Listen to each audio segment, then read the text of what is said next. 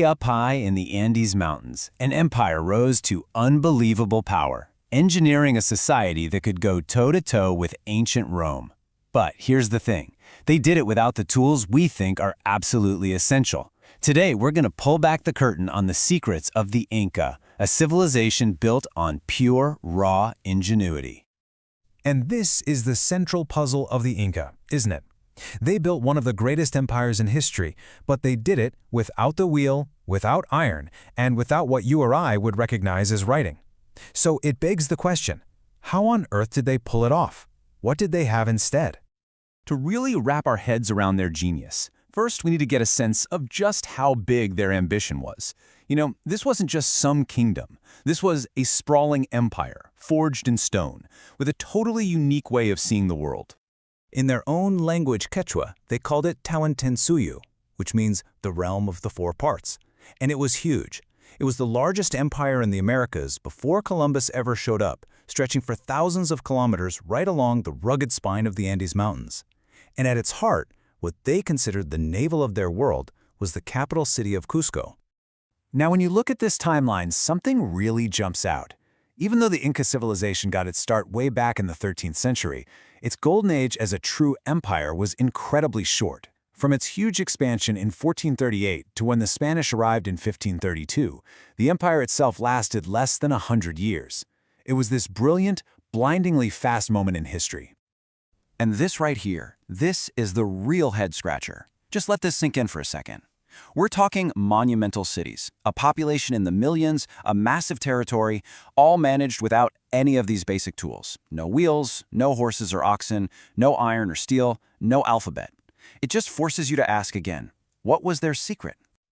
Well, the answer starts with their single greatest achievement in engineering. A solution so bold, it literally became the spine of the Andes and the circulatory system for their entire empire. Get ready for this number, 40,000 kilometers. That's the length of the Kapakyan, the Royal Road. To put that in perspective, that is almost the entire circumference of the planet Earth. It was, without a doubt, the most advanced transportation system in the pre-Columbian Americas, and it was the lifeblood of the whole empire. And it wasn't just long, it was perfect. A Spanish chronicler, seeing it for the first time in 1553, wrote this. Even the conquerors, men who'd seen the great Roman roads of Europe, were just blown away.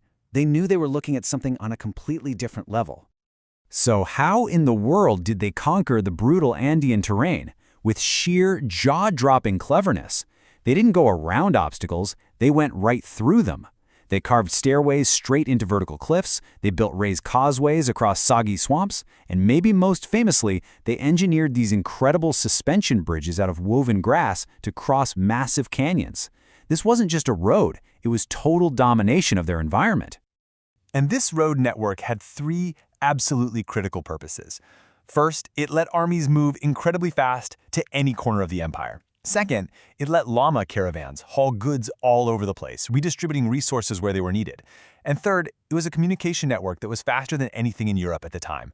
These relay runners called chasquis could carry a message up to 240 kilometers in a single day, racing between little lodging posts called tambos, ensuring the emperor's orders moved with lightning speed.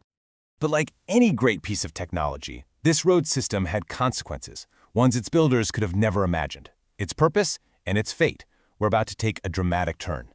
You see, the Inca built the roads to unite and control their empire.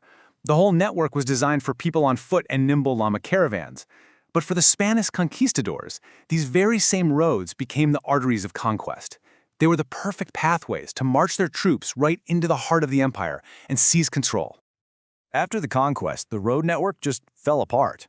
The Spanish only cared about routes that led to their new gold and silver mines. But the biggest killer was the catastrophic collapse of the population. From a high of maybe 12 million people, the population plummeted to just over 1 million due to European diseases and warfare. When you lose over 90% of your people, the society that built and maintained these roads simply vanishes. But here's where the story gets really amazing. Even in ruins, the road's influence never completely disappeared. A stunning study from just 2021 revealed that its ghost is still with us. Get this, 500 years later, communities today that live near the path of the old Inca road have higher wages, better nutrition, and more years of schooling than those who live farther away. The infrastructure they built is still creating prosperity in the 21st century. Okay, so the roads solve the problem of moving people and messages. But what about that other huge missing piece of the puzzle? How did they manage the data of a massive empire without a written language? And this question is just as mind-bending as the first one. An empire runs on data, right? Taxes, census numbers, how much food is in every warehouse. How did the Inca possibly manage all of that information without writing a single word down? They used these, the khipu. A khipu, which just means knot in Quechua, is a device made of colored strings. But these weren't just decorative. They were incredibly sophisticated, three-dimensional documents, and they were created and read by highly trained experts called khipu kamayaks, which basically means knot makers. Now, researchers have actually cracked a big part of their code. We know that the quipus worked on a base 10 system, just like we use. The position of a knot on a string told you if it was a 1, a 10, a 100, and so on. Different types of knots meant different numbers. It was basically a three-dimensional spreadsheet woven from cotton and llama wool. For the longest time, everyone figured that's all they were. Clever accounting tools. Case closed, right? But a really tantalizing question has always lingered. Could these tangled knots also hold stories, laws, maybe even history? Could they be a true form of writing, just in 3D? And this is where we get to the absolute cutting edge of research. Scholars like Gary Urton at Harvard have put forward a revolutionary theory that the quipus were actually a type of 7-bit binary system. They argue that every choice the knot maker made, the type of fiber, the color of the string, the direction of the knot, was a simple binary choice, like a 0 or a 1 in computer code. If they're right, this system could have encoded way more than just numbers. We could be looking at a lost language written entirely in knots. So after exploring their unbelievable roads and these mysterious knotted records, what can we take away from the brief, brilliant world of the Inca? Well, the lessons are pretty profound. First, the Inca proved that what we see as technological limits really aren't. Human ingenuity is always the most powerful tool. They also show us that great infrastructure isn't just about moving stuff around. It's about building a unified nation and creating a legacy. And finally, they're a powerful reminder that our modern, digital world doesn't have a monopoly on managing complex information. And that really leaves us with a final thought. The Inca built a road system whose positive effects are still being measured 500 years later. It kind of forces us to ask ourselves, what are we building today, in our cities, in our information systems, in our knowledge, that will still be leaving a positive mark for centuries to come?